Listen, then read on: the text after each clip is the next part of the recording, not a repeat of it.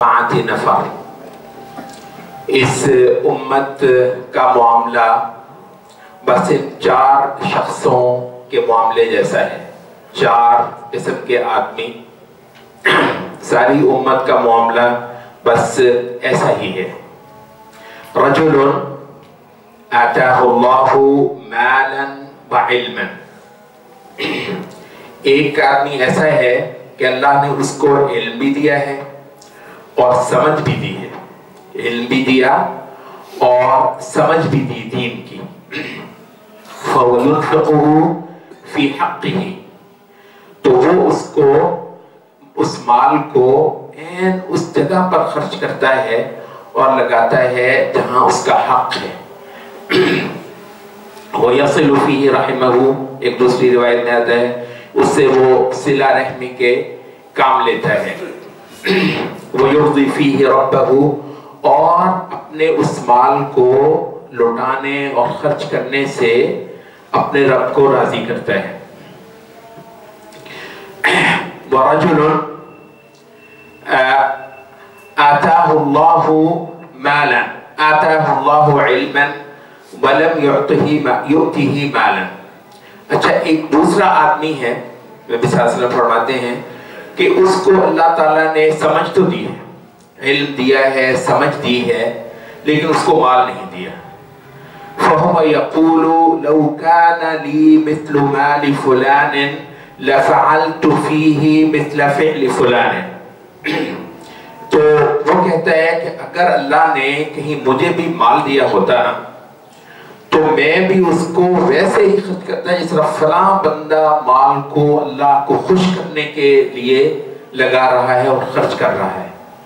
क़ाला फ़क़ाल रसूलुल्लाह सल्लल्लाहु अलैहि वसल्लम फ़हुमा फ़िल अज्रि सवा। फरमाया रसूलुल्लाह सल्लल्लाहु अलैहि वसल्लम ने, ये जो पहला आदमी है वो और ये जो दूसरा आदमी है, ये दोनों अजर में एक बराबर है। सुब्हान अल्लाह, दोनों अजर में एक बराबर है। ये 2 आदमी हुए। वरजुलुन आताहुल्लाहु मालन वलम युअतिही इल्मन। एक आदमी है, उसको अल्लाह ने माल दिया है, समझ नहीं दी। समझ, दीन का फहम, दीन का शऊर, ये उसको हासिल नहीं है। फहुव युनफ़िक़ुहु फ़ी ग़ैरि रिज़ा रब्बिही, वो उसको खर्च करता है अपने जहां उसका रब खुश होता है उसमें नहीं। और एक हदीस में आता है फहुव यतख़ब्बतु फ़ीही, वो उस माल में खप्त मारता है, खप्त मारता है इधर उधर, बेहुदा बेहुदा बेमकसद फुजूल, जहां अल्लाह ताला नाराज होता है उसके अंदर वो माल को लगाता चला जाता है। और फरमाया वरजुलुन लम युअतिही मालन वला इल्मन। अब ये चौथा आदमी रसूलुल्लाह सल्लल्लाहु अलैहि वसल्लम फरमा रहे हैं, चौथा आदमी है, ना उसको अल्लाह ने माल दिया और ना उसको समझ दी। माल भी नहीं, फुकरा है बिल्कुल, और ना उसको समझ दी। क़ाल रसूलुल्लाह सल्लल्लाहु अलैहि वसल्लम वहुव यक़ूलु लौ कान ली मिस्ल मालि फुलानिन लफ़अल्तु फ़ीही मिस्ल फ़िअलिही। अगर वो अलबत्ता कहता ये है, ये शख्स जिसको ना माल दिया है ना इसको इल्म और समझ दी है दीन की, ये कहता है, रसूलुल्लाह फरमाते हैं, ये कहता है कि अगर कहीं मेरे पास माल होता ना यार, अगर कहीं दौलत होती ना, तो मैं फलां बदमाश की तरह, फलां फजूल आदमी की तरह, फलां गुनाहगार आदमी की तरह मैं भी इस माल को वहां वहां लगाता, मैं भी वैसा ही करता। फ़क़ाल रसूलुल्लाह सल्लल्लाहु अलैहि वसल्लम फ़हुमा फ़िल विज़्रि सवा। फरमाया रसूलुल्लाह सल्लल्लाहु अलैहि वसल्लम ने, ये तीसरा और ये जो चौथा बंदा मैंने बताया है ना, ये दोनों गुनाह में एक बराबर है, ये दोनों गुनाह में एक बराबर है। ये बड़ी अजीब हदीस है। अब देखो, इसमें 2 आदमी तो हैं, इनमें से एक ने नेकी की, उसने माल को अल्लाह के रास्ते में लगाया, उसकी बड़ी समझ आती है कि उसने माल अल्लाह के रास्ते में लगाया तो अब अल्लाह इससे खुश होता है और इसको अजर और इसको सवाब देता है, इनामात से नवाजता है, आखिरत में इसको जन्नत देगा। یہ بات بالکل سمجھ آتی ہے۔ اچھا، دوسرا آدمی جو حدیث کی ترتیب میں تیسرا بنتا ہے، وہ اس کو مال دیا ہے، وہ گناہوں پر لگا رہا ہے، بکواس چیزوں پر لگا رہا ہے، بےہودہ کاموں پر لگا رہا ہے، اللہ کے دین کو نقصان پہنچا رہا ہے، لوگوں کے لیے اپنے مال کے ذریعے فتنہ بن رہا ہے۔ اچھا، اس کو اللہ گناہ دے گا اور اس کو سزا دے گا، اس کی پکڑ کرے گا، یہ بات بھی سمجھ آتی ہے۔ یہ جو دوسرے دو بندے ہیں حدیث کی ترتیب میں تیسرا اور چوتھا، حدیث کی ترتیب میں دوسرا اور چوتھا، اس کے بارے میں بھائیوں سوچو ذرا، اور ہمارے آج کے جمعے میں ہم ذرا اس پر سوچنا چاہیں گے۔ اب دیکھو، یہ جو دوسرا بندہ ہے اس نے بھی کچھ نہیں کیا، کچھ نہیں کیا، مال ہی نہیں ہے۔ بھئی گناہ کے کام پر لگائے تو تب لگائے گا نا اگر مال ہو، مال تو اس نے لگایا ہی نہیں۔ اس لحاظ سے اس نے کوئی گناہ نہیں کیا، کوئی گناہ اس نے نہیں کیا، اس نے کوئی نیکی کے کام پر نہیں لگایا، معذرت، کوئی اس نے نیکی کے کام پر نہیں لگایا، تو اس کو بھی اس پہلے آدمی کی طرح اجر اللہ دے رہا ہے۔ اور یہ جو چوتھا آدمی ہے، کام اس نے بھی کوئی نہیں کیا، عمل اس کا بھی کوئی نہیں ہے، لیکن اس کو بھی گناہ مل رہا ہے۔ کس وجہ سے؟ محدثین نے کہا کہ یہ نیت کے باب میں ہے اور علم کے باب میں ہے، نیت اور علم۔ دیکھو بھائیوں، بڑی دیر سے ہم خطبوں وغیرہ میں، درسوں وغیرہ میں کچھ چیزیں بہت پختہ کروانے کی کوشش کر رہے ہیں ذہنوں کے اندر۔ دیکھو، ہم کیا چاہتے ہیں؟ ہم چاہتے ہیں کہ ایک آدمی اپنے علم کے معاملے میں، اپنے شعور کے معاملے میں، اپنے نظریات کے معاملے میں، اپنے تصورات کے معاملے میں مسلمان ہو جائے۔ عمل میں اگر کسی وجہ سے کوئی کوتاہی بھی ہے، کوئی سستی بھی ہے، کوئی کاہلی بھی ہے، کوئی مسئلہ ہے، تو تھوڑی دیر کے لیے اس کو چھوڑ دیں، کوئی بڑی بات نہیں ہے۔ ہم نے بارہا کہا کہ عمل کا خاصا سارا معاملہ ماحول سے متعلق ہوتا ہے۔ بہت اچھا بندہ بھی جو ہوتا ہے، بسا اوقات ماحول سازگار نہ ہونے کی وجہ سے بہت ساری نیکیاں نہیں کر سکتا، اور جب ماحول اچھا ہو، ماحول سازگار ہو، پورا ماحول جو ہے اس میں اسلام کی دھاک بیٹھی ہوئی ہو، تو بہت بہت ماڑے لوگ، بہت بہت نکمے اور سست لوگ بھی بڑے بڑے اچھے عمل کر لیتے ہیں۔ اب یہ آپ کو پتا ہے، ایک زمانہ تھا سارے داڑھی رکھتے تھے۔ اب جب انگریز وغیرہ نہیں آیا تھا تو یہ تھوڑی ہے کہ جو دیندار تھے وہ داڑھی رکھتے تھے، جو بے دین تھے یا ذرا عمل میں سست تھے وہ داڑھی نہیں رکھتے تھے، ایسا نہیں ہے، سارے داڑھی رکھتے تھے۔ آپ کو پتا ہے، یہ نبی صلی اللہ علیہ وسلم کے زمانے میں ابو جہل کی بھی داڑھی تھی۔ ابو جہل نہ دین ہے نہ اسلام ہے، بالکل پکا چٹا کافر ہے، لیکن داڑھی اس کی بھی ہے، وہ ویسی داڑھی ہے جیسے صحابہ کی داڑھی ہوتی ہے۔ ابو لہب کی بھی داڑھی ہے، وہ داڑھی کو مناتا ہی نہیں تھا، رواج ہی نہیں ہے، تو سارے کرتے ہیں۔ تو ماحول ہوتا ہے، ماحول کا اثر ہوتا ہے۔ بچپن میں ہمیں یاد ہے، وہ پتہ نہیں کوئی پنجابی کی کوئی نظم جو ہے وہ پڑھا کرتے تھے، وہ بے نمازی داڑھی نڑو، پتہ نہیں کیا وہ پڑھا کرتے تھے، تو بے نماز بھی داڑھی رکھتے۔ ہمارے نماز نہیں پڑھتے تھے، ظاہر نماز پڑھنے میں تو محنت ہوتی ہے، کوشش ہوتی ہے۔ تو ابھی جب انگریز وغیرہ نہیں آئے تھے، یہاں ہمارا اپنا ماحول تھا، اپنا رہن سہن تھا، ہماری اپنی روایات تھی، اپنا طور طریقہ تھا، تو اس وقت جو بے نماز ہوتے تھے کسی وجہ سے سست ہیں، نماز نہیں پڑھتے، لیکن داڑھی ان کی بھی ہوتی تھی۔ تو کیا مطلب ہے کہنے کا؟ مراد یہ ہے کہ عمل جو ہوتا ہے نا، دین کے لیے عمل کرنا، اس کا کچھ تعلق ماحول کے ساتھ بھی ہوتا ہے، اس کا کچھ تعلق معاشرے کے ساتھ بھی ہوتا ہے۔ جب معاشرہ اوپر سے ٹھیک ہوتا ہے، اللہ تعالیٰ کی عبادت پر کھڑا ہوتا ہے، اللہ تعالیٰ کی حدوں کو قائم کیے ہوئے ہوتا ہے، اللہ کی خدائی کو دلوں میں بٹھا رہا ہوتا ہے معاشرہ اوپر سے، تو نیچے سارے لوگوں کے عمل، بہت سے نکمے لوگوں کے عمل بھی اچھے ہوتے ہیں۔ اچھا، جہاں ماحول جو ہے وہ برا ہو، خراب ہو، تو وہاں بہت بہت اچھے لوگوں کی ہمت بھی بسا اوقات جواب دے جاتی ہے۔ یہ وجہ ہے، اور یہ حدیث نبی صلی اللہ علیہ وسلم کی صحیح ہے کہ ایک حدیث میں نبی صلی اللہ علیہ وسلم نے فرمایا کہ لو انی رأیت اخوانی، کاش کہ میں نے اپنے بھائیوں کو دیکھ لیا ہوتا. ویسے بڑی خوبصورت حدیث ہے بہت، اور قدردانوں کے لیے تو یوں ہے کہ جیسے یہ خاص تحفہ ہے، نعمت ہے یہ حدیث نبی صلی اللہ علیہ وسلم کی. فرمایا کہ لو انی رأیت اخوانی، کاش کہیں میں نے اپنے بھائیوں کو بھی اس دنیا میں دیکھ لیا ہوتا. تو صحابہ کو تعجب ہوا. نبی صلی اللہ علیہ وسلم ایک تمنا کر رہے ہیں، کاش. کاش کا مطلب ہے کہ یہ ہو نہیں سکا. تو صحابہ نے حیرت کی اور کہا کہ السنا اخوانک یا رسول اللہ، اے اللہ کے رسول ہم آپ کے بھائی نہیں ہیں؟ آپ فرمانے کاش میں نے اپنے بھائیوں کو دیکھ لیا ہوتا تو ہم آپ کے بھائی نہیں ہیں. نبی صلی اللہ علیہ وسلم نے فرمایا کہ انتم اصحابی، تم ہو میرے صحابہ، تم تو ہو میرے ساتھ کے، میرے صحابہ ہو. ٹھیک ہے، اس معنی میں سارے مسلمان بھائی ہوتے ہیں، لیکن خاص معنی میں نبی صلی اللہ علیہ وسلم فرما رہے ہیں کہ تم تو میرے صحابہ ہو، تم میرے ساتھ کے لوگ ہو. وَإِخْوَانِي الَّذِينَ يَأْتُونَ مِن بَعْدِ، میرے بھائی ہیں وہ جو میرے بعد آئیں گے، مسلمان ہیں، اللہ اور اس کے رسول سے محبت کرتے ہیں. کتابوں میں پڑھا ہے اس رسول کا، اور اتنی محبت، اتنی عقیدت، اتنا تعلق اور اتنی گرویدگی، اتنے گرویدہ ہیں اپنے نبی کے.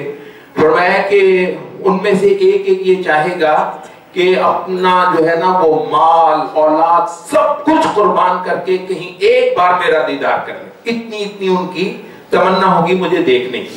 اچھا، اس کے بعد فرمایا ہے کہ یکونو لرجل منہم اجر 50 رجل منکم، ان میں سے ایک ایک آدمی کا اجر جو ہے وہ تم میں سے 50 آدمیوں کے اجر کے برابر ہوگا. 50 صحابہ میں سے 50 آدمیوں کے اجر کے برابر ہوگا. یہاں صحابہ کو یقین نہیں ہے، ان کو لگا کہ شاید ہم نے نبی صلی اللہ علیہ وسلم کی بات صحیح نہیں سمجھی. کہنے لگے اللہ کے رسول ہم میں سے ایک بندے کا 50 یا ان میں سے ایک بندے کے 50. فرمایا نہیں، تم میں سے جو 50 آدمیوں کا اجر ہوگا ان میں سے ایک بندے کو ملے گا. اور آخر میں وجہ بتائی، کہنے لگے کہ تم اب دین پر عمل کرنے میں بہت زیادہ مدد پاتے ہو. میں تو ہوں دنیا میں، رسول اللہ صلی اللہ علیہ وسلم موجود ہیں مدینے میں، رسول اللہ صلی اللہ علیہ وسلم حاکم ہیں، حکومت رسول اللہ صلی اللہ علیہ وسلم کی.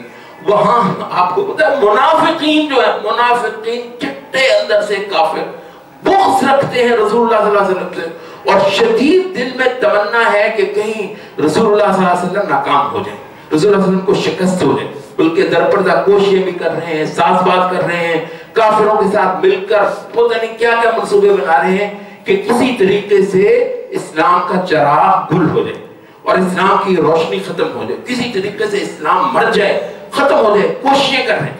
اچھا، لیکن کیا ہے، مسجد میں پہنچتے وہ جو اسلام سے بغض رکھتے ہیں، اسلام سے نفرت رکھتے ہیں، رسول اللہ صلی اللہ علیہ وسلم کے ساتھ دشمنی ہے جن کی. اچھا، وہ لوگ جو ہیں مسجد میں پہنچتے ہیں، بعض وقت اگلی صف میں پہنچتے ہیں، آگے بیٹھے ہوتے ہیں. کیوں جی، کیا مسئلہ ہے؟ بھائیو، ماحول معاشرے کی دھاک. رسول اللہ صلی اللہ علیہ وسلم حاکم ہے مدینے کے، مدینے کی کچہریاں رسول اللہ صلی اللہ علیہ وسلم کے پاس، مدینے کے اختیارات رسول اللہ صلی اللہ علیہ وسلم کے پاس، وہ جسے کہتے ہیں اسٹیٹ میڈیا وہ رسول اللہ صلی اللہ علیہ وسلم اور صحابہ کے پاس ہے. وہ جو مدینہ کی نظام تعلیم ہے، سارا یہ ایجوکیشن سسٹم ہے، وہ اللہ اور اس کے رسول کے دین پر کھڑا ہے. اور ساری وہاں کی قوت، طاقت، فورس جو ہے ساری کی ساری ہے. بس ایک آدمی نے کیا کرنا ہوتا تھا، اصل جو ہے کہ جی تم اپنے گھر بار کو چھوڑ دو، اپنا علاقہ، اپنا وطن اس کو قربان کر دو، بھاڑ میں جائے یہ مٹی، یہ دھرتی، یہ سارا کچھ، یہ جس پہ لوگ مرتے ہیں جی میرا وطن، میرا ملک، میرا، بھاڑ میں جائے. اللہ اور اس کا رسول اوپر ہے، سب سے اوپر اللہ اور اس کا رسول، زمین آسمان کا مالک، یہ دھرتی، یہ دریا، یہ کھیت، یہ کھلیان، یہ میرے مربع، یہ میری زمینیں، بھاڑ میں گئے، آخرت کو ترجیح دینی. بس یہ فیصلہ کرنا ہوتا تھا، یہ فیصلہ کرنا ہوتا تھا. اور ایک آدمی نے چھوڑا مدینے میں آ گیا. مدینے میں آنے کے بعد جہاد تو کرنا پڑتا تھا. وہ تو جو صحابہ نے کیا اس میں تو کوئی نہیں پہنچ سکتا. صحابہ نے جو رسول اللہ صلی اللہ علیہ وسلم کے ہم رکاب ہو کر جو جہاد کیا اس کی تو شان ہے, اور ان کو تو راتوں کی نیندیں جو ہیں ان کی حرام ہو چکی تھی. جس طریقے سے انہوں نے دین کو قائم کرنے کے لیے جہاد کیا اور اپنے گھوڑے دوڑائے. کوئی بھی بندہ مدینے میں اس طریقے نہیں کہ آ کے بیٹھ گیا ہے اور وہاں پر صرف اپنی زمینیں اور اپنی تجارتیں اور اپنے کاروبار دیکھ رہا ہے. وہ مدینہ آتے تھے اسلام کو طاقت اور نصرت دینے کے لیے. لیکن جو ہم کہہ رہے ہیں وہ یہ ہے کہ ویسے کیا ہے کہ مدینہ آنے کے بعد نیکی کرنے کے معاملے میں بس یوں تھا کہ جیسے آپ ایک دریا میں نہیں ہوتے, دریا خود ہی آپ کو بہائے لیے جا رہا ہے. دریا آپ کو بہائے لیے جا رہا ہے. کوئی چھوٹی موٹی کشتی میں بیٹھے ہیں, کچھ اور بیٹھے ہیں, وہ پانی کے رخ پہ خود ہی تیرتی چلی جاتی ہے. اور اس وجہ سے آپ کو پتہ ہے دین کے اندر ہجرت بھی فرض اس لیے کی ہے. اللہ تعالیٰ نے ہجرت فرض بنا کیوں کی ہے؟ وجہ یہ ہے کہ ماحول جو ہوتا ہے اس کا بڑا اثر ہوتا ہے. اور اس وجہ سے ہمارے آج کے گئے گزرے دور میں بھی ہمارے بہت بڑی ہے علماء کی تعداد جو یہ کہتی ہے کہ کافر ملکوں میں جا کر رہائش کرنا حرام ہے. بہت بڑی تعداد ہے ہمارے علماء توحید کی جو آج جن کا باقاعدہ فتویٰ ہے کہ کافر ملکوں میں جا کر بس جانا. آپ گئے کوئی پڑھنے کے لیے, کوئی کسی تجارت کے کام کے لیے, کوئی خاص چیز حاصل, اس کی بات نہیں کر رہے. کہتے پکا جا کر وہاں کا رہائشی ہو جانا, وہاں اپنی اولادیں چھوڑ کر آنا اور وہاں کا باشندہ ہو جانا. وہ کہتے ہیں کہ یہ حرام ہے. اس کی وجہ کیا بتاتے ہیں؟ وہی ماحول. کہتے ہیں اللہ تعالیٰ نے ہجرت جو ہے کافروں کے ملک کو چھوڑ کر مسلمانوں کے اندر آ کر بسنا فرض کیا ہوا ہے. وجہ کیا ہے؟ وجہ وہی کہ ماحول کا معاملہ بالکل ایسے ہوتا ہے جیسے آپ کی ایک کشتی ہے, کوئی چھوٹی موٹی بھی ہے, وہ آپ دریا کے رخ پہ ڈال دیں. اگر آپ کو پتا ہے کہ یہ دریا جو ہے یہ صحیح رخ پر بہ رہا ہے تو آپ کو بہت زیادہ پھر چپو ماریں ٹھیک ہے, بڑا تیز چل لیں گے, نہ بھی ماریں تو دریا خود آپ کو چلاتا ہے اور آپ چلتے چلے جاتے ہیں. دریا کے رخ کی مخالف سے مت تیرنا, یہ تو بہت مشکل ہے. یہ تو بہت زبردست کوئی تیراک ہو, کوئی بہت کمال کا ملاح ہو, وہ شاید یہ کر لے کہ جی ایسے وہ اپنی کشتی کو چلائے کہ دریا ادھر کو بہ رہا ہے اور وہ اس کے مخالف سمت ادھر کو بہ رہا ہے. یہ تو بہت مشکل ہے. تو ماحول کے خلاف چلنا اتنا ہی مشکل ہوتا ہے. اور اس وجہ سے ہمارا جو ایک دوسرا مضمون چل رہا ہے بھائیوں کئی خطبوں سے, وہ جو جماعت کا ہے.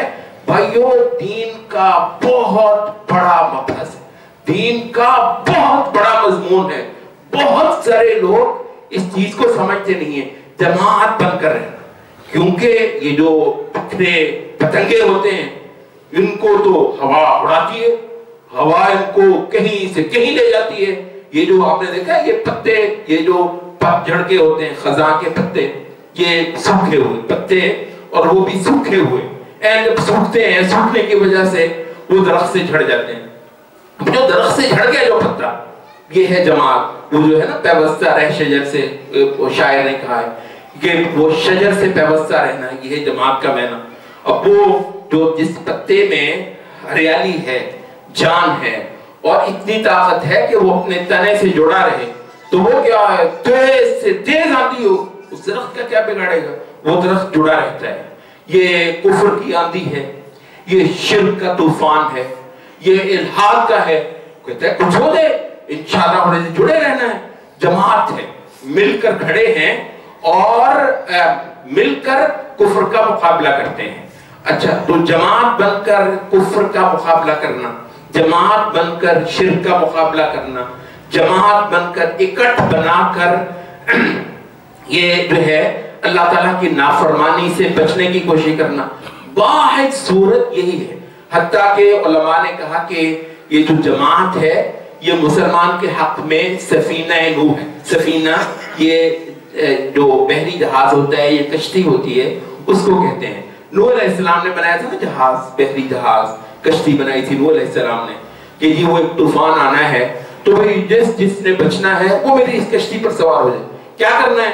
کشتی میں بیٹھنا ہی ہوتا ہے. کیا کرنا ہے؟ کشتی میں جو چڑھایا بس یہی کمال کرنا ہے نا آپ نے بس یہی کمال کرنا ہے. اور کیا ہے؟ जो बाहर बैठा है वो भी बैठा है, जो कश्ती में बैठा है वो भी बैठा है।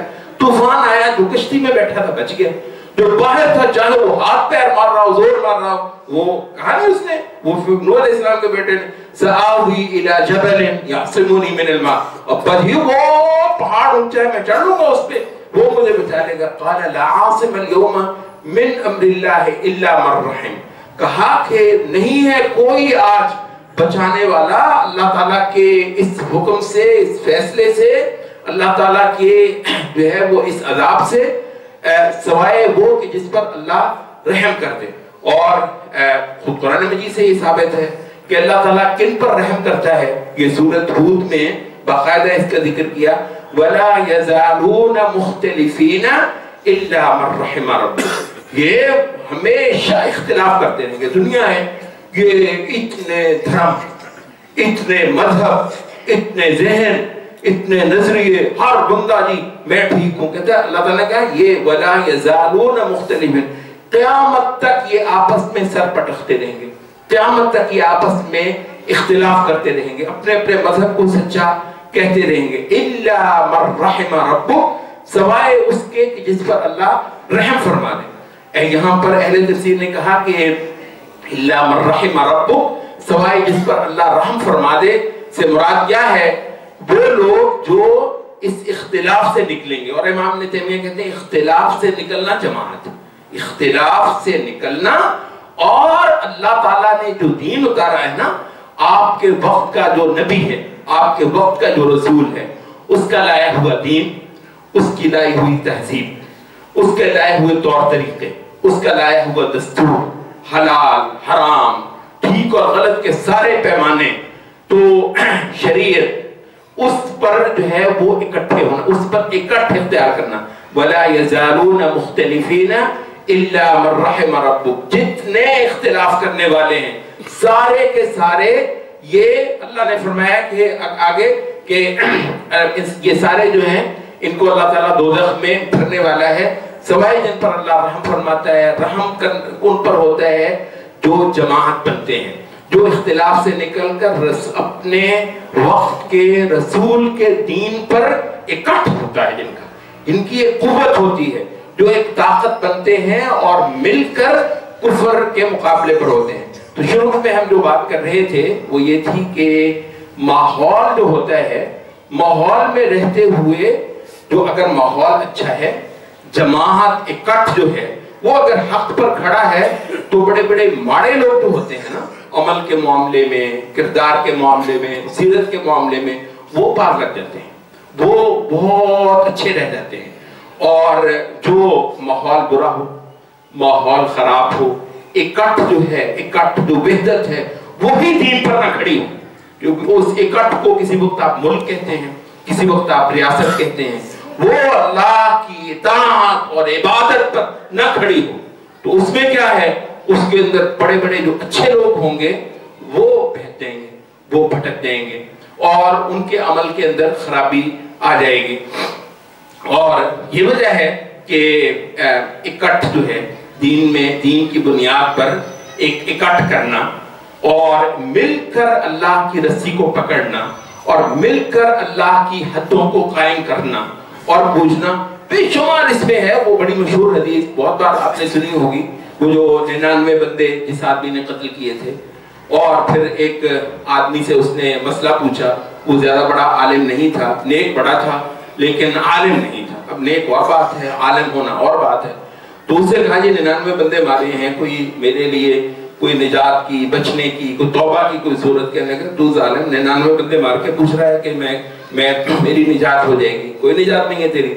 उसने उसको भी मार दिया, 100 पूरे हो गए। तो अब फिर वो पूछता फिर रहा है कि कोई मसला बताए कि मेरी कोई निजात है। तो लोगों ने उसको अब एक आलिम का बताया कि जा उससे पूछ, उससे पूछा। वो कहने लगा कि तेरे और तेरी तौबा के दरमियान कोई शय हाइल हो ही नहीं सकती, कोई शय तेरे और दो भी कर लिया तूने, तेरा रब जब तक तेरी जान नहीं निकली, तेरा रब तुझे माफ करने के लिए तैयार है, तूने तौबा करनी। अच्छा अलबत्ता ये बात मैं तुझको समझा दूं, बड़ी काम की बात, और ये हदीस में आता है, रसूलुल्लाह सल्लल्लाहु अलैहि वसल्लम ने फरमाया बड़ी काम की बात उसको जो बताई, उसको कहा कि अच्छा ये बता देख ले کہ تیری توبہ میں باقاعدہ یہ بات شامل ہے کہ جس بستی میں تو رہتا ہے نا یہ بستی چھوڑ دے. فَإِنَّهَا قَرْيَةُ سُوءٍ، یہ بستی جو ہے نا یہ خراب کاروں کی بستی ہے. سبحان اللہ بھائیو، اس پہ کبھی غور کیا ہے کہ بستی خراب کاروں کی اور بستی صالحین کی جس پہ رحمتیں اترتی ہیں. اچھا، خراب کاروں کی بستی میں بھی کوئی نیک بندہ ہو سکتا ہے اور نیک لوگوں کی بستی میں بھی کوئی خراب کار ہو سکتا ہے. سبحان اللہ، رسول اللہ صلی اللہ علیہ وسلم کی بستی سے بڑھ کر کون سی بستی ہو سکتی ہے؟ مدینہ. نبی صلی اللہ علیہ وسلم، اس میں منافقین ہیں اور منافقین کے گھر بچے ہوئے ہیں. اور سبحان اللہ آپ دیکھ لیں بھائیو، اس ماحول کے اثر سے، ماحول، جماعت، اکٹھ، معاشرہ جب اللہ کی عبادت کرتا ہے، سبحان اللہ، آپ حیران نہیں ہو جاتے کہ یہ منافقین کا ذکر ہم قرآن میں پڑھتے ہیں؟ بے شک پڑھتے ہیں، حدیثوں کے اندر آتا ہے، سیرت کی کتابوں میں اندر. انہی منافقین کی اولادیں ماشاءاللہ نیک بن گئی. وہی عبداللہ ابن ابی، اس کا بیٹا نہایت صالح. باقی جتنے منافقین ہیں ان کی اولادیں وہی مدینہ ہی ہے نا، ان کی اولادیں کیا آج تک منافق ہیں ماشاءاللہ، وہ سارے ان کی اولاد. تو ٹھیک ہے وہ منافق تھا، اس کو ایمان نصیب نہیں تھا، لیکن اس کا بیٹا، اس کی بیٹی، اس کے پوتے پوتیاں، ساری نسلیں ماشاءاللہ تابعین، صحابہ، تابعین، تبع تابعین بن گئے اور بڑے بڑے اونچے درجے پا گئے ہو. کیوں بھی کس لیے؟ یہ ماحول جو ہے.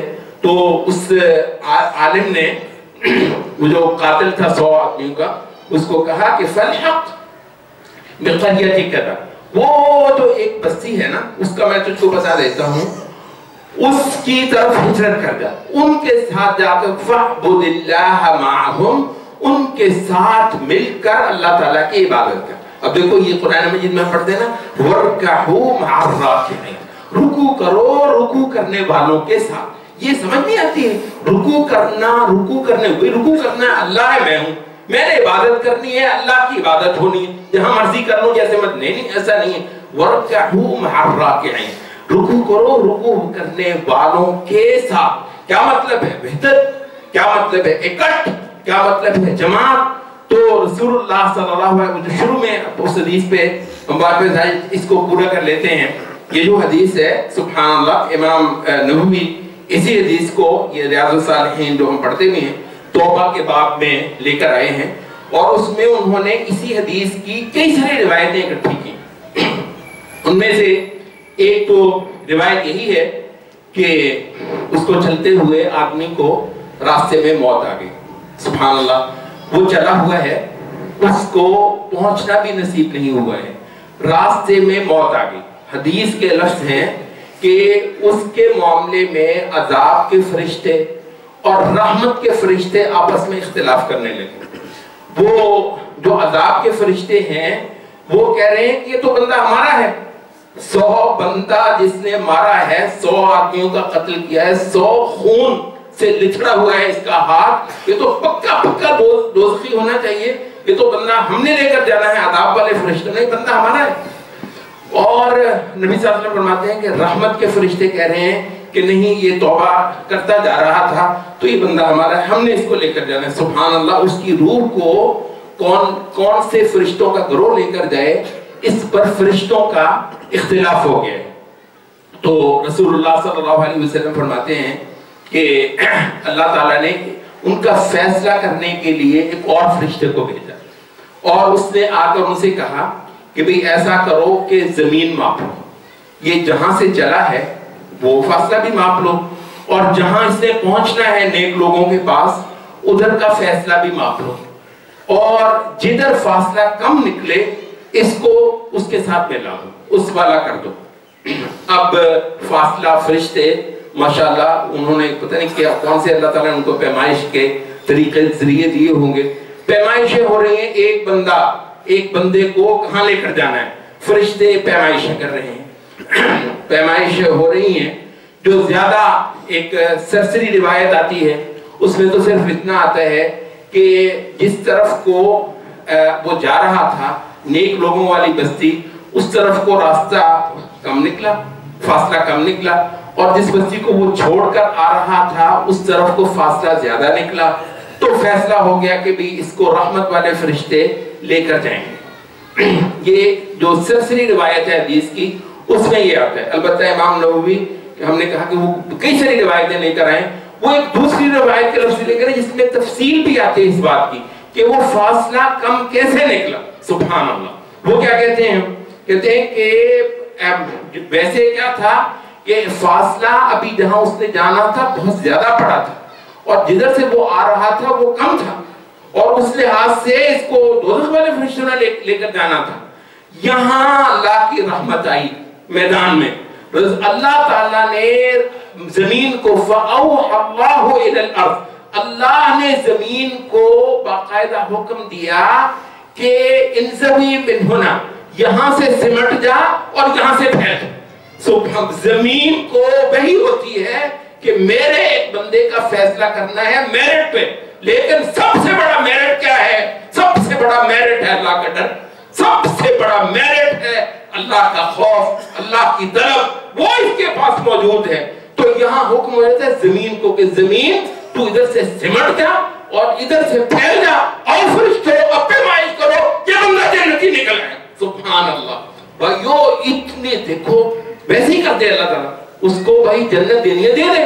مسئلہ کیا ہے؟ کوئی معاملہ تھوڑا ہے کوئی اللہ کو پوچھنے والا ہے, معاذ اللہ, اللہ تو اللہ ہے نہیں. لیکن تاکہ یہ ہمیں سمجھائی جا رہی ہیں روایتیں, ہمیں سمجھائی جا رہی ہیں کہ اللہ کے ہاں کچھ اصول چلتے ہیں, اللہ کے ہاں کوئی میرٹ چلتا ہے, اس میں بڑی ساری مدد اللہ خود ہی دیتا ہے اصولوں کے معاملے میں بھی میرٹ. لیکن آخری بات میرٹ پہ ہوتی ہے, آخری بات اصولوں پہ ہوتی ہے, اور اس وجہ سے حجت پوری کروائی اللہ تعالیٰ نے کہ فاصلہ ضرور ماپنا ہے, کم ہے تو میں اس کو پورا کر دیتا ہوں, اور اس طریقے سے اس کی نجات ہو گئی. تو بھائیو اب ذرا دیکھو کیا مقصد کیا ہے پورے حدیث کا, جو اصل مضمون ہے وہ کیا ہے؟ صالحین کی بستی. سمجھا ہے اس کو؟ صالحین کی بستی, اللہ سے ڈرنے والوں کی بستی, اللہ تعالیٰ کی عبادت کرنے والوں کی بستی, اللہ تعالیٰ کے دین پر کھڑا ہونا, جم جانا, ان لوگوں کی بستی. یہ ایسی بستی ہونا, ایسی بستی بننا, ایسی بستی قائم کرنا جہاں ایکا ہے, اتحاد ہے اللہ کے دین پر.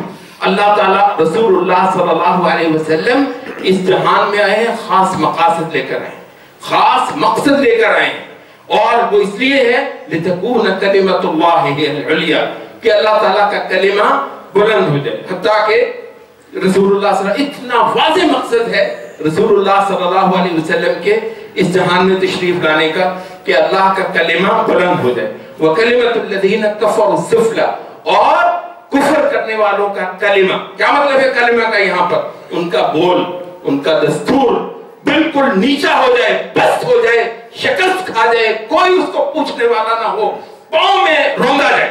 اور یہ جو ہے رسول اللہ صلی اللہ علیہ وسلم, سبحان, دیکھو یہ جو خطبہ حجت الوداع ہے اس کا ایک ایک لفظ سونے کے پانی سے لکھنے کا ہے.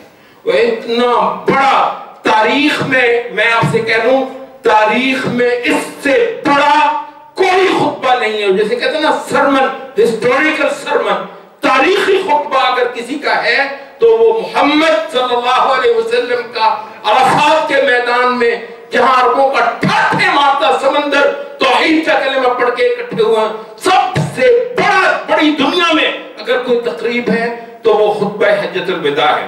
وہ عرفات کا میدان ہے جس میں رسول اللہ صلی اللہ علیہ وسلم, جس طرح کہتے ہیں نا وکٹری سپیچ, یہ امریکی صدر جیتتا ہے نا, جیتنے کے بعد کہتے ہیں وکٹری سپیچ کرتا ہے, فتح کا خطاب کرتا ہے. تو رسول اللہ صلی اللہ علیہ وسلم اپنے پوری جو جدوجہد ہے عبادت کی, دعوت کی, اللہ کی طرف اندھیروں سے انسانوں کو نکال کر روشنی میں لانے کی رسول اللہ کی جو ایک لمبی قربانیوں سے پر جو ایک جدوجہد ہے, اس کے اختتام پر رسول اللہ صلی اللہ علیہ وسلم کا خطبہ ہے حجت الوداع.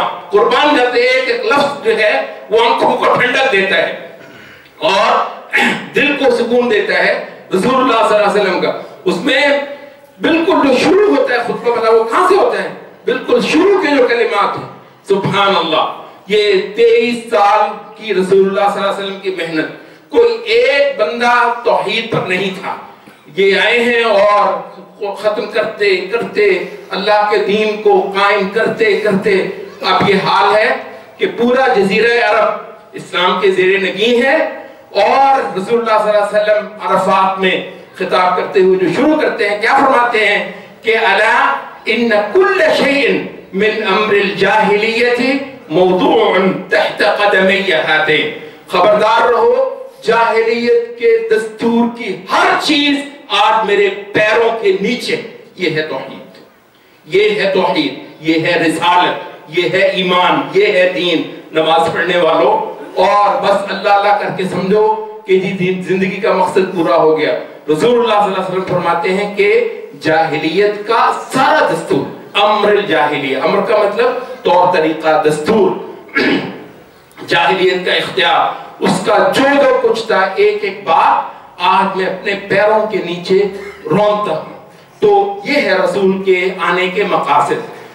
لِتَكُونَ كَلِمَةُ اللَّهِ الْعُلْيَا، تاکہ اللہ کا کلمہ اونچا ہو جائے. وَكَلِمَةُ الَّذِينَ كَفَرُوا السُّفْلَىٰ، اور جو کفر کرنے والے ہیں ان کا کلمہ، ان کا بول، ان کا دستور وہ بالکل پست ہو جائے، نیچا ہو جائے.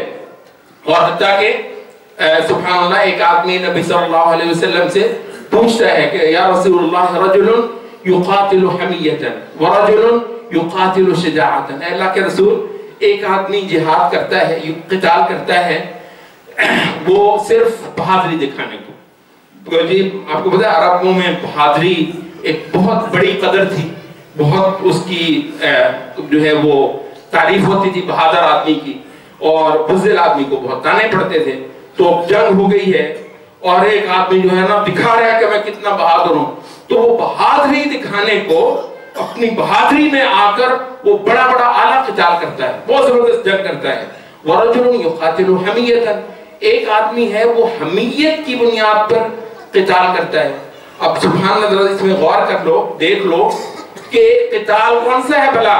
قتال یہ نہیں ہے کیونکہ سرے سے کوئی جنگ ہی اور نہیں، جنگ رسول اللہ صلی اللہ علیہ وسلم کی قیادت پہ لڑی جا رہی ہے. جو جنگ ہے وہ تو خالص جہاد ہے. جو جنگ ہے اس کے سردار، اس کے امیر، اس کے سپہ سالار محمد صلی اللہ علیہ وسلم ہے، اللہ کے بھیجا ہوا ایک نبی، سب سے اعلیٰ نبی اللہ تعالیٰ کا، اس کی سرکردگی میں جنگ لڑی جا رہی ہے کافروں کی. تو اس وجہ سے وہ جنگ تو ہے ہی جہاد، لیکن ایک آدمی اس میں جو لڑ رہا ہے وہ لڑ رہا ہے کہ میرا قبیلہ ہے، ادھر میرا قبیلہ ہے، یہ ظاہر انصار، یہ اوس تھے، یہ خزرج تھے، یہ کوئی اور قبیلہ ہے تو یہ میرا قبیلہ ہے. اور بسا اوقات یہ ہوتا تھا کہ جاہلیت کے زمانے یہ جو قبیلہ ہے اب اللہ کا شکر ہے اس کے لوگ ایمان لا کر رسول اللہ صلی اللہ علیہ وسلم کے ساتھ ہو گئے ہیں اور رسول اللہ صلی اللہ علیہ وسلم کے ساتھ مل کر جہاد بھی کرتے ہیں. لیکن ابھی جب اسلام نہیں لے کر آئے تھے اس زمانے میں اس قبیلے کی اس قبیلے کے ساتھ کوئی جنگ تھی، کسی وجہ سے وہ قبیلہ اسلام نہیں لے کر آیا. یہ قبیلہ اللہ نے اس کے نصیب میں اسلام کر دیا، اس نے رسول اللہ صلی اللہ علیہ وسلم کا کلمہ پڑھ لیا اور رسول اللہ صلی اللہ علیہ وسلم کے پیچھے لگ کر اب یہ جہاد کر رہے ہیں. اچھا ان میں سے ایک آدمی وہ ضد پیٹ رہا ہے پرانی، اس میں وہ جو ہے ایمان، وہ ہے کہ اللہ کا دین میں تو لڑ رہا ہوں، میں نے میری جان جا سکتی ہے اس میں میری ایک ایک ضرب اللہ کی محبت میں پڑے، ایک ایک میری ضرب تو ہے اللہ کے دین کو کھڑا کرنے کے لیے قائم. اور اگر مجھے کو ضرب لگتی ہے، میرا کوئی بازو کٹ جاتا ہے، میری گردن کٹ جاتی ہے، میرا خون بہتا ہے، تو انشاءاللہ میرے خون سے اللہ کا دین سرخرو ہوگا. میرے خون سے یہ چاہیے، اللہ کو یہ چاہیے. اچھا ان میں سے کوئی ایک آدمی بے وقوف ایسا ہے کہ کھڑا تو اللہ کے رسول کے ساتھ ہے، جہاد وہ رسول اللہ کے ساتھ ہی مل کر کر رہا ہے، اور وہ جنگ تو بہت اعلیٰ برگزیدہ جنگ ہے جو شرک کو مٹانے کے لیے ہو رہی ہے. لیکن خاص یہ آدمی رجل یقاتل حمیتا، یہ وہ پرانی ضد نا، کسی زمانے میں اس نے ہمارے ابا جی کو مارا تھا، میرا چاچا میرا دادا اس جنگ میں اس قبیلے نے مارا تھا، میری تو وہی ضد ابھی باقی ہے. تو یہ وہ ضد پیٹ رہا ہے اس میں. تو پوچھا اللہ کے رسول ایک آدمی ہے، جب آپ جہاد کرتے ہیں مسلمانوں کا جہاد، اس میں سے ایک آدمی وہ صرف بہادری کا جوہر دکھانے کے لیے لڑ رہا ہے، اور ایک آدمی ہے وہ اپنی وہ حمیت، وہ پرانی ضد، وہ جو ہے حمیت، وہ اس کو پکانے کے لیے وہ کر رہا ہے. ایہما فی سبیل، ان میں سے کون سا مانے کہ یہ فی سبیل اللہ کے راستے میں ہے. رسول اللہ صلی اللہ علیہ وسلم نے فرمایا کہ मन क़ातल लितकून कलिमतुल्लाहि हियल उलिया फहुव फी सबील। देखो जो बंदा इसलिए लड़ाई करेगा मेरे साथ खड़ा होकर कि अल्लाह ताला का कलिमा बुलंद हो, अल्लाह का बोलबाला हो, वो है जो अल्लाह के रास्ते में है, वो है इंशाअल्लाह जो शहीद होगा। और वो है अगर वो कत्ल करेगा काफिर को तो इस पर अल्लाह ताला उसको अजर देगा और इसको गाजियों में लिखेगा और इसको अपने सबसे बरगजीदा बंदों में शुमार करेगा। क़िताल फी सबीलिल्लाह, इससे बड़ा अमल जो है ईमान के बाद शायद ही कोई हो। तो क्या है, ये है कि दीन का कलिमा बुलंद होना। तो भाइयों, दीन का कलिमा बुलंद होना मेरी जात से, कभी सोचा है मेरी जात से, मेरे वजूद से दुनिया के अंदर अल्लाह ताला के दीन को कुछ ताकत मिली? सो जितने बैठे हैं कि ये दीन के, ऐसा नहीं है कि ये कोई फजाइल की मैं बात कर रहा हूँ, बहुत कोई ऐसे वज़ाइफ की बात कर रहा हूँ ना भाई, ये दीन के बहुत बुनियादी मसले हैं, बहुत बुनियादी बातें हैं जो आपको बता रहे हैं। तो बिल्कुल अब शुरू की हदीस पे हम वापस आ जाते हैं कि इसमें रसूलुल्लाह सल्लल्लाहु अलैहि वसल्लम ये फरमाते हैं कि 4 किस्म के बंदे हैं। पहला आदमी जिसको अल्लाह ने माल भी दिया है और समझ भी दी है, और वो समझ की रूह से जो अल्लाह ने उसको समझाया है वो माशाअल्लाह माल को अल्लाह ताला की खुशनुदी में खर्च करता है और अल्लाह उसको अजर देता है। दूसरे बंदे को दिया नहीं है, लेकिन माल नहीं दिया, समझ दी है, वो मुसलसल ये आरज़ू करता है और इस पर हसरतें करता है कि काश मेरे पास भी होता तो अल्लाह के दीन को मैं भी ताकत देता, अल्लाह ताला के दीन को मैं भी नुसरत देता। और आपको पता है जी, जब भी हदीसों के अंदर माल को खर्च करने का हवाला आता है, उसका सबसे बड़ा हवाला जिहाद है, सबसे बड़ा हवाला वो जंग है जिसमें कुफर का सर कुचला जाता है और कुफर का सर कुचल के अल्लाह की बड़ाई होती है जमीन पर, क्योंकि इसके बगैर चारा नहीं है। बहुत मुतकब्बिर है ये काफिर, बहुत मुतकब्बिर है ये शैतान के लश्कर। थोड़ी सी इनको ताकत मिले, देखो कैसा तकब्बुर करते हैं। मुसलमानों ने बड़ी सदियों से भुला रखा हुआ है ये सबक, और उसकी वजह से बस अपनी ज्यादा को नेक हुआ तो अपनी अल्लाह अल्लाह करता है और अपना कारोबार करता है, वो जी अल्लाह ने बख्श देना, ज्यादा उम्रे कर रहा हूँ, हज कर रहा हूँ, और उसके बाद अल्लाह अल्लाह खैर सल्ला। और उसके बाद क्या है, अब देख लो आधी जमीन में मुसलमान गाजर मूली की तरह काटा है। क्यों भाई, क्या कहा है तुम लोगों को, क्या कहा है, किसी का कुछ बिगाड़ा है नहीं, अपने घर बैठे मुसलमान औरतें नहीं माफूम, मुसलमानों की बच्चियां नहीं माफूम। काफिर बहुत मुतकब्बिर है, बहुत सर चढ़ता है। इसका मुसलमानों का एक होना, इकट्ठा होकर कुफर का सर कुचलना, ये जो है ये वाजिब है। तो इस वजह से जहां जहां हमारे दीन के अंदर, हदीस के अंदर इंफाक का जिक्र आता है ना, ये खर्च करने का जिक्र आता है, तो उसमें उसका सबसे बड़ा, ठीक है मस्जिद के लिए लगाओ, ठीक है वो भी इंशाल्लाह ठीक है, और लोगों को, गरीबों को, मिस्कीनों को खिलाओ, बिल्कुल इंशाल्लाह ये नफका, ये खर्च करना ये दीन के लिए है, अल्लाह ताला को खुश करने के लिए। लेकिन जो सबसे बड़ा हवाला हदीसों में खर्च करने का आता है वो है जिसमें कुफ्र का जोर तोड़ने के लिए और इस्लाम का सर ऊंचा करने के लिए जो जिहाद होता है ना, जो मेहनत होती है, जो मुसलमानों की जान खपती है, मुसलमान जान खपाते हैं जिसमें, उसमें अपना पैसा लगाना, उसके अंदर अपना वक्त लगाना, उसके अंदर अपनी जान लगाना, तो ये है सबसे बड़ा हवाला भाइयों दीन के अंदर इंफाक का। तो अब रसूल सल्लल्लाहु अलैहि वसल्लम फरमा रहे हैं कि ये बंदा, इसको अल्लाह ने माल नहीं दिया, ये सिर्फ ये हसरतें कर करके ना कि कहीं मेरे पास होता तो अल्लाह देखता कि मैं भी इसी तरीके से उसको नुसरत देने के लिए मैं भी खर्च करता हूं। महज इससे वो उतना ही अजर ले रहा है जितना वो आदमी जो अमलन खर्च कर रहा है। और दूसरा आदमी जो है,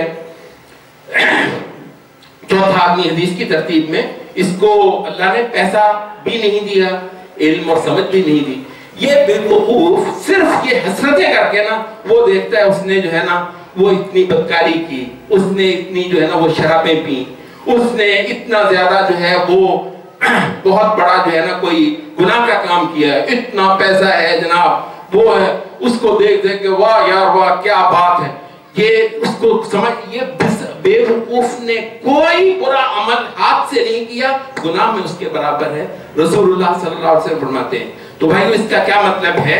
اس کا مطلب یہ ہے کہ کم از کم ہم لوگ اپنے اس دماغ کے اندر مسلمان بن گئے، یہ سوچوں کے اندر مسلمان۔ اب یہ جو دوسرا آدمی ہے حدیث کی ترتیب میں، اور یہ جو چوتھا آدمی ہے حدیث کی ترتیب میں جو میں نے شروع میں بتایا ہے، اب یہ کیا ہے اس میں؟ یہ کیا ہے؟ ان میں سے ایک بندہ ذہنی طور پر مسلمان، ذہن میں سوچوں کے اندر حق کو حق جانتا ہے، ذہن کے اندر سوچوں کے اندر اللہ کو بڑا مانتا ہے، سوچوں کے اندر اللہ کے حق کو تسلیم کرتا ہے۔ ہاتھ میں تو کچھ ہے ہی نہیں، کچھ نہیں دیا اس نے اللہ کو، صرف ذہن سے، دماغ سے اور اپنی عقل سے اپنے دل کے اندر خدا کی بڑائی کو مان کر بیٹھا ہوا ہے، اتنا ہی اجر مل گیا جتنا اس صدقات اور خیرات کرنے والے کو اور جہاد میں خرچ کرنے والے کو مل گیا۔ اور یہ دوسرا آدمی ذہن میں ہی اور سوچوں کے اندر ہی مسلمان نہیں، سوچوں کے اندر ہی مسلمان نہیں، اس کے دل کے اندر ہی اللہ پڑا نہیں، اور ہاتھ میں کچھ نہیں ہے، لیکن کبھی آئے گا تو گناہ کرے گا، آئے گا تو بدکاریاں کرے گا۔ اور یہ صرف مال کا معاملہ نہیں ہے، اختیارات کا بھی یہی مسئلہ ہے۔ اس کے پاس اختیار ہے، کسی کو اللہ نے اختیار دیا ہے، ماشاءاللہ ایک افسر ہے، اللہ نے اختیار دیے، جہاں گیا وہ جناب جتنے ماتحت ہیں سب کے سب نمازی ہو گئے۔ کیوں جی کیسے؟ یہ جی افسر ماشاءاللہ نمازی ہے اور کسی کو نہیں چھوڑتا، سب کسی کو رشوت نہیں لینے دیتا، کسی کو یہ جو ہے یہ کرپشن کرنا، حرام کاری کرنا، حرام خوری کرنا، جہاں یہ گیا اوپر والے بھی تنگ ہیں، اس سے اوپر والے بھی تنگ ہیں، کیونکہ یہ کباب میں ہڈی ہے، آپ نے سنے ہوگا نہیں، اوپر والے نیچے والے تو حرام خوری کر ہی نہیں سکتے، کیونکہ ان کا افسر جو ہے وہ اللہ سے ڈرنے والا ہے، نیک ہے۔ اوپر والے تنگ ہو جاتے ہیں کہ یار یہ بیچ میں کباب کی ہڈی ہے، اور یہ ہمارا سارا جو ہے نا، کیونکہ یہ حرام خوری کا سلسلہ جو ہے نیچے سے اوپر تک چلتا ہے اور اوپر سے نیچے تک چلتا ہے، بیچ میں ایک ایماندار آ جائے تو یہ ساری سیریز جو ہے نا کہیں پر کٹ جاتی ہے، اور سارے حرام خور ایک دیانتدار آدمی سے تنگ ہوتے ہیں۔ تو اختیارات کا معاملہ جو ہے وہ اسی طرح ہے کہ اللہ نے اس کو طاقت دی ہے، کہیں پر تھوڑی دی ہے، زیادہ دی ہے، جہاں اس کو طاقت ملی، جہاں اختیار ملا، اللہ نے دیکھ لیا، رنگ لگ گئے وہاں پر، دین کو قوت مل گئی، اس کو اختیار ملا، دین کو قوت مل گئی۔ کیا مبارک آدمی، خوش، اس کی ماں کیا خوش نصیب ہے کہ اس نے ایسا بچہ جنا ہے کہ اس کے پاس طاقت آئی اور اللہ کے دین کو قوت مل گئی۔ اور یہ دوسرا آدمی ہے جس کے پاس طاقت آئی، بدکاریاں شروع ہو گئی، بدکاریاں شروع ہوئی۔ یہ کتنے ہیں؟ یہ فلاں صدر آیا تھا، فلاں وزیر اعظم آیا تھا، اس کے آنے سے یہ بدکاریاں شروع ہوئی، ملک میں یہ خرابیاں شروع ہوئی۔ وہ اس ظالم کو اندازہ نہیں ہے کہ 22 کروڑ انسان کا گناہ اٹھاتا ہے۔ یہ مال کا معاملہ چھوٹا ہے، اختیار کا معاملہ بڑا ہے۔ اختیار جو ہے مل گیا اور اس کی وجہ سے لوگ خراب ہو گئے، فساد میں پڑ گئے۔ تو یہ اچھا، اور اکثر کیا ہے بھئی، کوئی نیک آدمی ہو، کسی کو اختیار مل جائے تو کوئی ہوگا، حتیٰ کہ جو برے لوگ ہیں اختیار ان کے پاس ہے وہ بھی کوئی بہت زیادہ تو نہیں ہوں گے۔ اکثر خلقت یہ ہم جیسے جتنے ہیں ان کے پاس تو کوئی اختیار نہیں ہے۔ لیکن میں آپ کو بتا دوں، یہ جو ابھی میں نے شروع میں خطبے میں حدیث سنائی ہے، اس حدیث کی روح سے جو اصول نکلتے ہیں وہ بھلا کیا ہے؟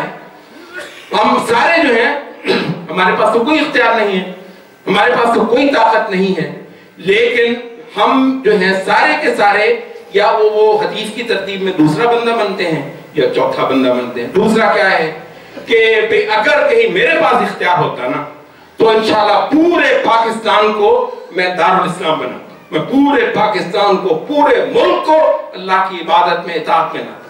اب یہ کسی کی حسرت ہے، اختیار تو نہیں ہے، لیکن انشاءاللہ اس آرزو کی وجہ سے، اس حسرت کی وجہ سے، اس خواہش کی وجہ سے، اس بے چینی کی وجہ سے مسلسل اس کو اس آدمی جیسا اجر مل رہا ہے جو اپنے اختیار سے اللہ تعالیٰ کے دین کو بلند کرتا ہے۔ اور دوسری طرف کیا ہے کہ میرے پاس اگر اختیار ہوتا تو پتہ نہیں یہ بدکاری ہوتی، یہ گناہ ہوتا، تو ہم جو ہیں یا ان میں سے ہوں گے یا ان میں سے ہوں گے، کیا خیال؟ ہاں، لیکن ہم میں سے بہت سارے ہمیں پتہ ہی نہیں ہے، ہمیں اس بات کا اندازہ ہی نہیں ہے، یہ سوچ ہی نہیں ہے کہ میں جس جہان میں سانس لیتا ہوں وہاں اللہ تعالیٰ کے دین کی حیثیت کیا ہے، وہاں اللہ تعالیٰ کے دین کو کیا طاقت حاصل ہے، کیا اللہ کہے اور دنیا جھک جائے، اللہ فرما دے اور دنیا بالکل اس کے آگے چپ ہو جائے، اور اللہ کا قانون جو ہے وہ جاری و ساری ہو نہ ہو، ہمیں کیا، ہمیں اس سے کیا فکر ہے؟ تو بھائیو یہ جو ہے دماغ